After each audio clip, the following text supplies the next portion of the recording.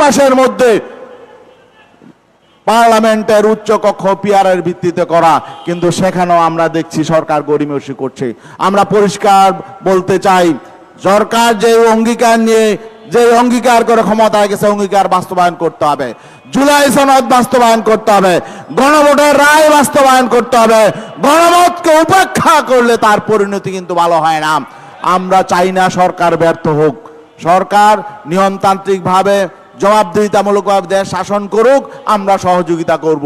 কিন্তু সরকার যদি দুর্নীতি দমন করতে না পারে, সুশাসন প্রতিষ্ঠা করতে না পারে, ন্যায় বিচার প্রতিষ্ঠা করতে না পারে, জুলুম নির্যাতন বন্ধ করতে না পারে, জুলাই সনদ বাস্তবায়ন করতে না পারে, গণভোটের রায় বাস্তবায়ন করতে না পারে, এই সরকারকে সহযোগিতার কোনো প্রশ্নই আসে না।